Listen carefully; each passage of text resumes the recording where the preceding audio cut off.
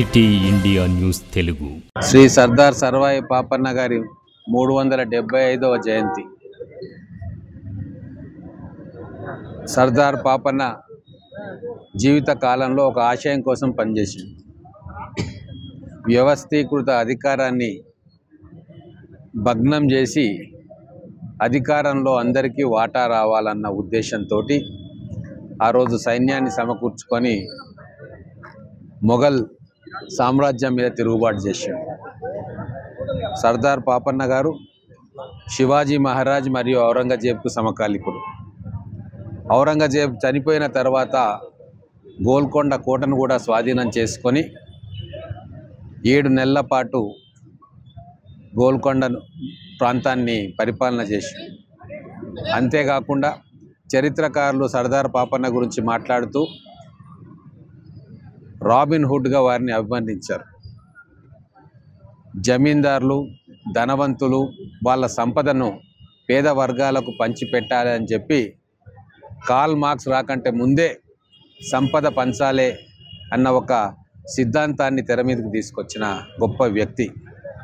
ఈరోజు మా కాంగ్రెస్ ప్రభుత్వం కూడా రాహుల్ గాంధీ గారి నేతృత్వంలో అధికారంలో, సంపదలో బడుగు బలైన వర్గాలకు సముచితమైన స్థానం కల్పించాలని చెప్పి ఒక గొప్ప పోరాటాన్ని కాంగ్రెస్ పార్టీ మొదలుపెట్టింది.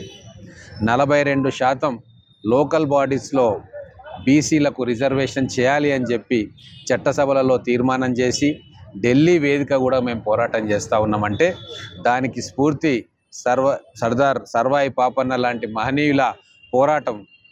వారిచ్చిన స్ఫూర్తితోటే ఈరోజు కాంగ్రెస్ ప్రభుత్వం కానీ, గౌరవ ముఖ్యమంత్రి రేవంత్ రెడ్డి గారు కానీ, రాహుల్ గాంధీ గారు కానీ ముందుకు పోతూ ఉన్నారు. దీన్ని అడ్డం చెప్పే పార్టీలు చాలా వస్తూ ఉన్నాయి. అందుకే నేను బీసీ వర్గాలను ఒకటే కోరుతూ ఉన్నా, మనసు పెట్టి ఆలోచన చేయండి. ఈరోజు సర్దార్ పాపన్న 375వ జయంతి సందర్భంగా ఏ ఆశయాల కోసం, ఏ అధికారం కోసం పాపన్న పోరాటం చేసి ప్రాణాలు అర్పించిండో ఆ బాటలో ఈరోజు ఎవరు ప్రయాణం చేస్తూ ఉన్నారు, వారి ఆశయాలను ముందుకు తీసుకుపోవడానికి ఎవరు చిత్తశుద్ధితోటి కంకణబద్దులై పనిచేస్తూ ఉన్నారు అనేది ప్రతి బీసీ బిడ్డ, ప్రతి బడుగు బలైన వర్గాల బిడ్డ కూడా ఈరోజు ఆలోచన చేయాలి.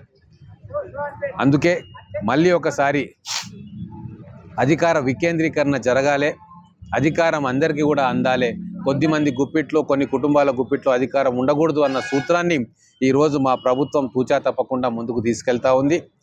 మా భవిష్యత్తులో కూడా వారి ఆశయ సాధన కోసం మేమందరం కూడా కలిసి కొట్లాడతామని చెప్పి మరొకసారి తెలియజేస్తా ఉన్నాం.